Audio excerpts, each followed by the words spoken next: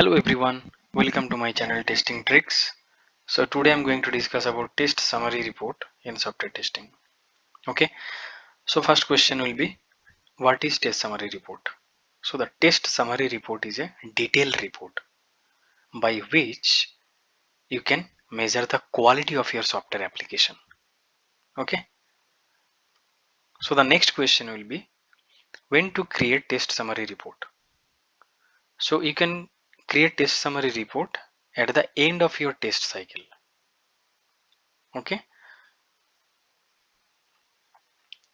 what you will include in test summary report? So in the test summary report, you have to include these many details. First is test environment details. That means in which environment you are testing of your software. Okay. Some of the projects they are testing in QA environment, UAT, then production, then stage. There are multiple environments involved. Okay. So all the environment name you have to mention in particular this summary report. So these are the environment you have tested your product. Okay. Now the second point is testing types. So testing types means whether you have performed only functional testing or automation or for performance testing also you have performed. So you have to mention. Okay.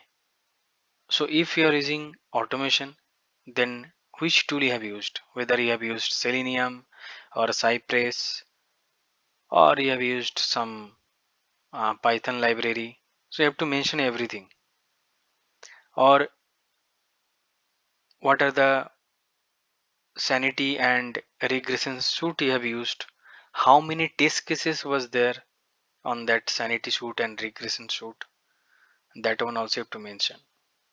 And if you have performed performance testing, then which tool you have used, did you use JMeter or Load Runner or Renorex, everything you have to mention. Okay. Now third point is defect report. So the defect report is in 1 year project, suppose you have created 300 defects. So how many defects are in high priority? How many defects are in medium priority? How many are in low priority? What about the severity? Everything you have to mention. So how many defect you have raised? Out of 300, how many are in low priority defect, how many are in high priority defect, everything you have to mention in the tabular format. Okay. So the now fourth point is deferred defect details. So deferred defect details means, suppose you have raised 300 defects, out of 300 they want that no, will not fix 10 defects. Okay, so that one they will fix in the next release. So those are the defect will be coming under deferred category. So those 10 defect details also you have to mention in your test summary report. Those are the deferred defect details. Okay, and also that one also you can mention in the tabular format. The defect ID you can mention, defect description also you can mention, and you can as a solution you can put your comments that it will be applicable or developer will fix this particular defect in the next release. Okay, now fifth point is test case details. So test case, how many test cases you have written within this 1 year of span, how many test cases you have written for this particular software or for particular this project. As a module wise, suppose you have a multiple modules, module A, module B, module C.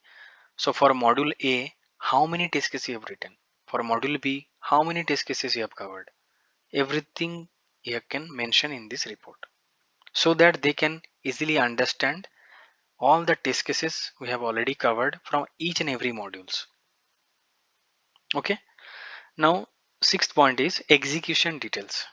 So suppose you have already written 400 test cases. So out of 400, how many test cases are passed, failed, blocked, not executed? So those details also you can put inside this report as a tabular format. And also you can mention the percentage also. Suppose most of the test cases are in pass state. Suppose 80% passed, 20% failed. So that percentage also you can mention. Okay. So if it is overall green color, then maybe then client can easily understand it's a good quality. Means our most of the test cases are passed. So quality will be depending on that particular execution percentage also. So they can easily understand. Okay. Now the test levels. So test levels means there are different test levels you can perform, whether it is smoke test or sanity test or regression test. So did you perform those kind of testing or not? Because whenever new build is coming, we are trying to perform the smoke testing, because mainly we are checking the critical functionality on smoke testing, right?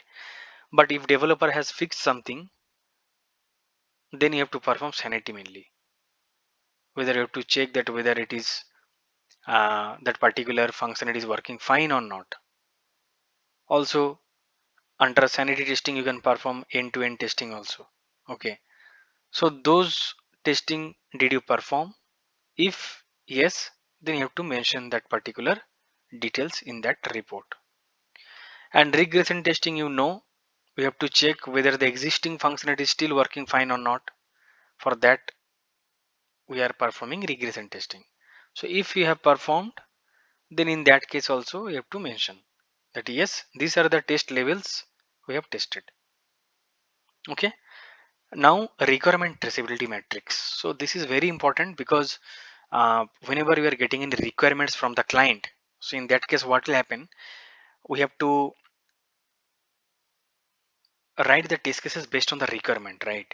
So in that case we can mention the test cases in the wherever you are writing the test cases, wherever it is maybe in Excel sheet or in Azure DevOps, wherever you are writing the test cases, you have to go to the requirement and you can mention the test case number, so that client can easily understand for this particular requirements we have written that many test cases. It's a one-to-one mapping or multiple mapping is also possible. Okay, for one requirement you can write one test case, or maybe for one requirement you can write multiple test cases also. Okay, but every requirements you should write the test cases. So that is nothing but a requirement traceability matrix.